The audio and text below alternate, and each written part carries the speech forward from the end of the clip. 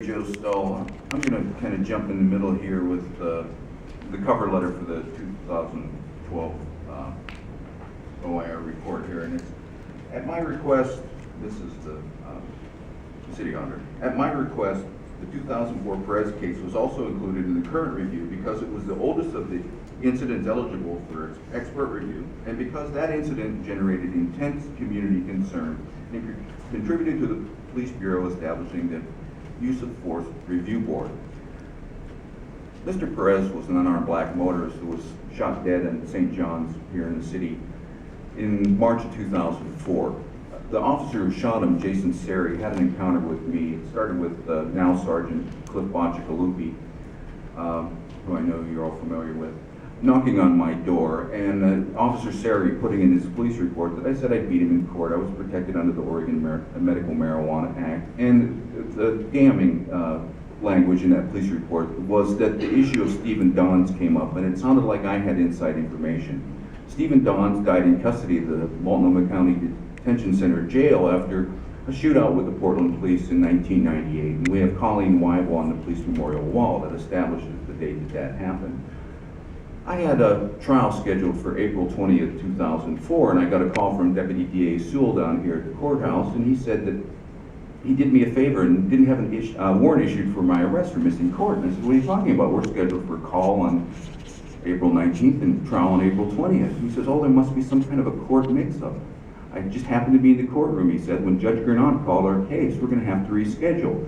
Well, on April 20th, instead of my trial, we had the coroner's inquest into the fatal shooting of James Jahar Perez. I did have a trial in June, and Dr. Grimm was not allowed to testify to the jury using a case called State versus O&B. I got a felony conviction and I appealed. The Court of Appeal found in 2005 that the O&B rationale had been made obsolete by the very same Oregon Medical Marijuana Act that I was protected by. My appeal was interfered with, however, by my nonprofit affordable housing landlord filing a 30-day no-cause eviction, and then as I appealed the eviction, destroying over $20,000 worth of my property on two distinct episodes, one in March 2006 and again in October 2006. Mayor, you're partnering as the Portland Development Commission and the Portland Housing Bureau with that nonprofit affordable housing landlord. And they've been keeping that fiveplex that I've been evicted from vacant for 3 years, which means there's over $100,000 worth of affordable housing rent that hasn't been offered. And I believe that the reason that Housing Commissioner Dan Saltzman is partnering with this corrupt criminal, PCRI, is that that's the kickback for them trying to destroy me to cover up, one, that Officer Sery wasn't always right, and two, that Colleen Weigel was in fact shot by the trigger-happy police officers on the marijuana task force. You need to wrap up. So, I was arrested starting in July 14th, 2012, twice on the 17th and twice on the 19th, and the second time on the 19th, the ambulance was dispatched, and Sergeant Holbrook came and said, we got your ride here, Mr. Stull, and I was taken to the jail. Now, the one thing I have in common with James Chassie Jr. is both of us had refused medical attention, refused medical treatment, entered into the record on our behalf by the City of Portland employees.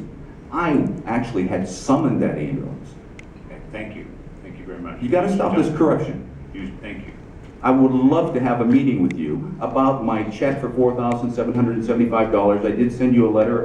You have that. It's from October 15th. Thanks very much. I would like to meet with you, and I would like Commissioner Saltzman to address the fact that we have affordable housing that's vacant right now. You have used your time. I will look your letter. Thank you.